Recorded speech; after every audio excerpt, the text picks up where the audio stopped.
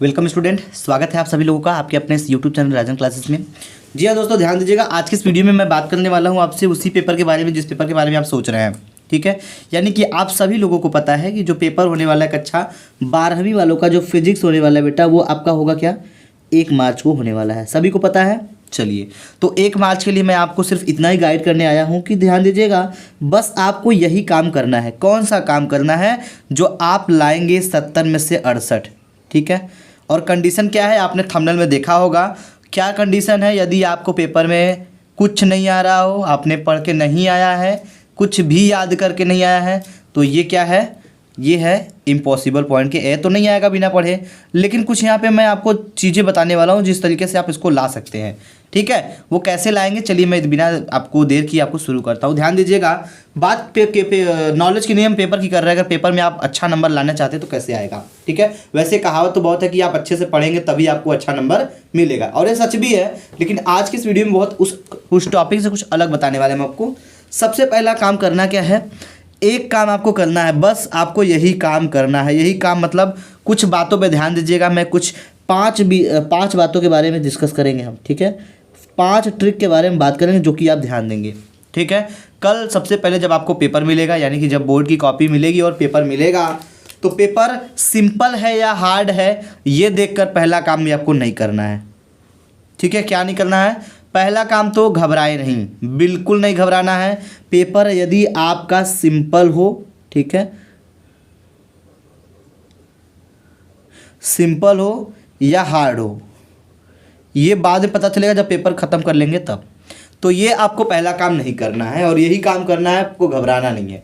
क्योंकि कभी कभी क्या होता है कि जब आपको बहुत कुछ याद होते हुए भी आप कुछ नहीं बल्कि बहुत कुछ भूल जाते हैं जब आप घबराते हैं। ठीक है, दूसरा काम क्या करना है, कोई प्रश्न छोड़ना नहीं है। ठीक है, कोई भी प्रश्न क्या करना है, चाहे प्रश्न आसान हो या कठिन हो, करना क्या है, उसको छोड़ना नहीं है। ठीक है, एक जिद होनी चाहिए कि जब तक तोड़ेंगे नहीं तब तक छोड़ेंगे नहीं। ठीक है, तो छोड़िएगा नहीं। कोई भी सवाल हो, चाहे वो न्यूमेरिकल ही क्यों ना हो, आप नहीं छोड़ेंगे। ठीक है, अगर छोड़ते हैं, लेकिन अब आपके दिमाग में चल रहा है कि सर जब नहीं छोड़ेंगे तो उसमें लिखेंगे क्या? बिल्कुल सही बात बताने जा रहे हैं। यदि आप प्रश्न उत्तर याद करके गए हैं, टॉपिक पढ़ के गए हैं, अगर ऐसा क्वेश्चन आ गया जो आपको नहीं आ रहा है, तो करेंगे क्या? उसको अगर नहीं आ रहा है तो उसको पहले आप होल्ड किए रहिएगा। जो क्वेश्चन नहीं आता है, मैंने एक और चीज़ बताया है, क्या पहले बताया है कि ये पहले बड़े अंक वाले प्रश्न करें। तो जो सबसे बड़े नंबर का क्वेश्चन है, कह सकते हैं जो 5 नंबर का होगा, 4 नंबर का होगा, पहले इन सभी प्रश्न को आप करना शुरू करिएगा। ठीक है, बड़े अंक वाले, क्योंकि बड़ा अंक यदि आप कलेक्ट कर लेते हैं तो आप आराम से कर लेंगे पेपर को। और करना क्या है, देखिए सबसे पहले आपको करना कुछ नहीं है, बस ये देखिए, पहले उस प्रश्न को करें जो अच्छे से याद है। यानी कि सबसे पहले आप उस प्रश्न को करना शुरू करेंगे जो आपको अच्छे से आ रहा हो। ऐसा नहीं कि पूरे बोर्ड परीक्षा में कोई ऐसा क्वेश्चन है ही नहीं जो आपको नहीं आता है। 1-2 क्वेश्चन तो आएगा ही आएगा, तो उसको आप पहले लिखिए। ठीक है, सबसे पहले आप उसी को लिखिएगा, क्योंकि पहला पेज जो होता है अच्छे से आपको लिखना पड़ता है, सुंदर अक्षर में लिखो। तो सबसे पहले आपकी हैंडराइटिंग खूबसूरत होनी चाहिए, ध्यान दीजिएगा। अब बात आता है कि ये खूबसूरत राइटिंग में यदि आप लिखते हैं तो आपकी कॉपी पे बहुत ही बड़ा प्रभाव पड़ेगा उसके राइटिंग का। ठीक है, यदि आप ये करते हैं, मैंने एक बात पेंडिंग में रखा था कि पहले ये क्या है, कोई प्रश्न छोड़ना नहीं है। तो जब नहीं आया तो क्या लिखना है, जो प्रश्न आपने याद करके आया है, अगर वो नहीं आ रहा है, ठीक है, नहीं आया है प्रश्न पत्र में, तो आप जो याद है उसी को लिख के आइए, लेकिन खाली मत छोड़िएगा। ठीक है, यदि आप खाली छोड़ेंगे तो आपको नंबर बिल्कुल नहीं मिलेगा। कॉपी भरी रहेगी तो नंबर आपको चप के मिलेगा।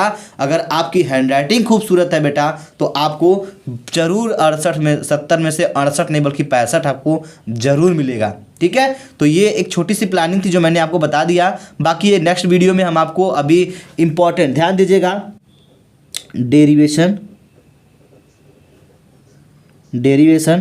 और आपका न्यूमेरिकल। ठीक है, डेरिवेशन और न्यूमेरिकल ये टॉपिक अभी मैं आपको प्रोवाइड कराऊंगा। तो डेरिवेशन कौन कौन सा जो आता है कैसे आप करेंगे। ठीक है, न्यूमेरिकल की बात करें तो न्यूमेरिकल भी आप समझ सकते हैं यहाँ से। न्यूमेरिकल अभी हम इंपॉर्टेंट न्यूमेरिकल को लेकर के आपके सामने आएंगे। ठीक है, चलिए उम्मीद करते हैं आपको ये समझ में आ गया होगा सारी चीज़ें। तो फटाफट वीडियो को लाइक कर दीजिएगा और हाँ, चैनल को सब्सक्राइब कर लीजिएगा, शेयर जरूर करिएगा, शेयर करेंगे ताकि बाकी लोगों को भी ये हो सके और कर सके। Thank you so much student, मिलते हैं हम आपसे नेक्स्ट वीडियो में। जय हिंद, जय भारत।